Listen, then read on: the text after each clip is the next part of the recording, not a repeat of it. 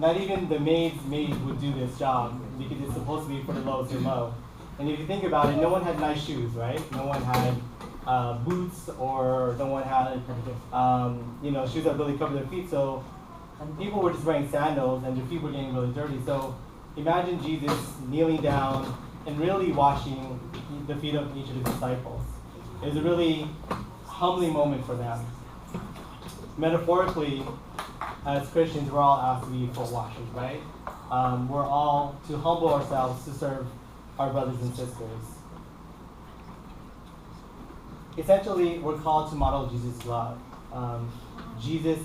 God is love, and Jesus is the prime example of the type of love we should be living out. This seems daunting because the love that we know has limits.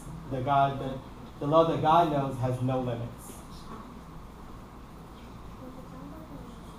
But it's the little things, right? Because really what God is asking us to do is just to love simply. And I take this quote from Mother Teresa, and she says, "I alone cannot change the world, but I can cast a stone across the waters to create many ripples." What an amazing quote from an amazing woman. She wasn't out there trying to change the world. All she was doing her best to serve the person in front of her, right? She said that there's no way that I can touch thousands of people, but I can serve the person in front of me right now, and hopefully that will cause a ripple effect that will far outweigh my reach. That's what God asks us to do. It's not like these big, amazing feats that he wants us to do. He's not asking us to start a charity or go on a mountain and start preaching to thousands of people. He just wants us to do small little tasks that we can do every day that will essentially affect the world and create ripples. So what is God asking us? When he says love your neighbor, what is he asking?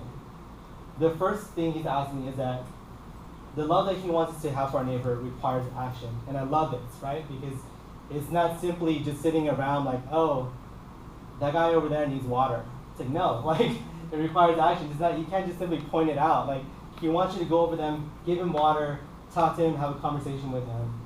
But it requires us to be proactive, to put our faith into action.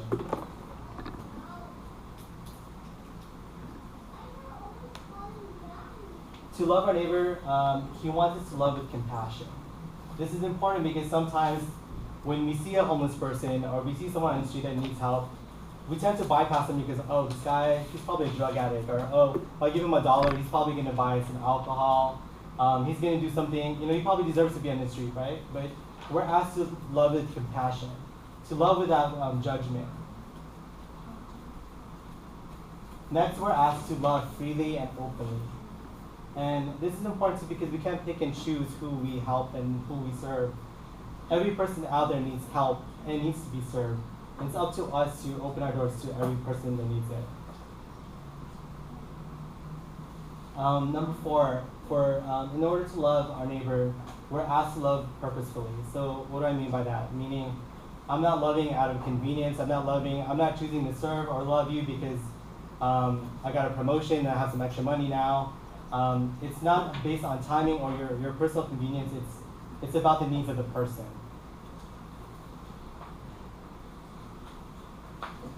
Lastly, we're asked to be the light of Christ for other people. We're asked to be a reflection of that light. There are moments of humanity, and these are moments like reflecting back to my story, like when I was in downtown talking to these people. Through that simple conversation, they saw Christ through me, which was humbling because all I was trying to do was my assignment, a report, and what they found was hope to live another day. And that's what we're asked to do. We're asked to be a light of Christ to everybody we meet. So let's talk a little bit about who is our neighbor. Like, is it the person living next door? Is it the person living downstairs? Like, is that our neighbor if I help him downstairs? Am I a good Christian? Now, let's dive into that a little bit more. So, in essence, the best illustration of loving your neighbor it really comes from the parable of the Good Samaritan. And I'm sure you guys heard this story a million times, so I won't go in detail, but essentially what happened was that there's a story of a man that was robbed and beaten up and like left on the side of the road. A priest passed by, he called for help, kept on walking. A Levite passed by, he asked for help, kept on walking. The third guy was a Samaritan. He not only stopped to help the man, but he took the time to bandage his wound, gave him wine, put him on top of his donkey, took him to an inn, paid for 2 nights stay at the inn, talked to the innkeeper and told him like, make sure that this guy's okay, I'll be back in a couple of days, and whatever else expenses you have, I'll take care of that. Wow, this is a complete stranger. And the reason why I bring that up is because at the time when this parable came out, this is very revolutionary, right? Because the Samaritans and the Jewish people did not get along. They hated each other.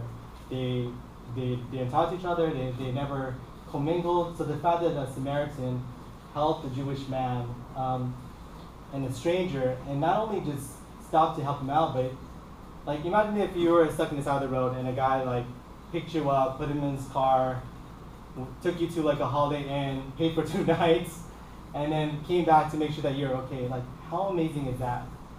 And God uses that as an example of the type of person he wants us to be, the type of neighbor he wants us to be.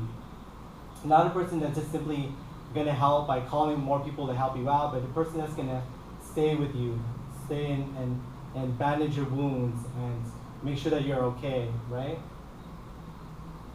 So essentially, what God is saying, the neighbor that he's talking about is not the person that lives next door or downstairs. The neighbor he's talking about is not simply your family or friends. They're not simply community. They're not simply your co-workers. They're not simply Filipinos or Asians, or it's essentially everybody, and we're accountable for everybody. And that's important because sometimes we pick and choose who we want to help out, right? But the reality is we all need help. So the bigger question is, are you a good neighbor? Are you being a good neighbor? And the Christian Life program is a great opportunity for you to reflect on that. This is talk number 6, and each talk gets a little deeper and more introspective of the type of life you've been living. But this is a good question to ask yourself. Am I being a good neighbor? How many times was I the Good Samaritan, and how many times was I the priest and the Levite who walked around the guy that needed help? So it's going to be quick and sweet, but to conclude, I just want to end my talk by saying that God's commandment of loving your neighbor is so simple yet powerful and requires action.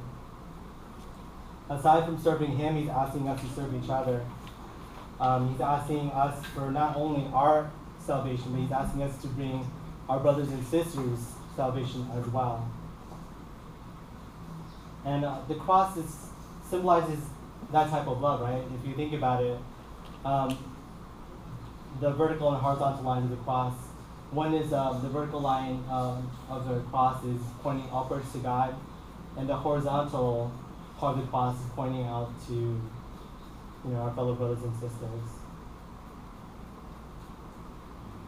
God knows that loving a neighbor is not an easy task. He knows that it's so easy for us to turn a blind eye and keep on walking the other direction. So He asks us to pray for God's grace. And with that, He'll bless us abundantly. And I'm just going to end it with one final quote from Mother Teresa, because I feel like she really exemplifies what it means to love your neighbor. And I actually saw this quote last night at the assembly, and it says, "It's not about how much you do, but how much love you put into what you do that counts." I'm going to read that one more time. It's not about how much you do, but how much love you put into what you do that counts. How powerful, right? It's not a list of all the things like God. We're not going to show up in the gates of heaven and be like, "God, look at all the things that I did for you." No, He wants to know the nature of your heart. He wants to know the intention of your actions. He wants to know how genuine you were when you're reaching out to your brothers and sisters.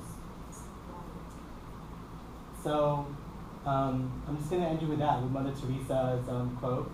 And hopefully you guys are the Good Samaritans moving forward. and I wish you all the best of luck and push your life program. Make happy face.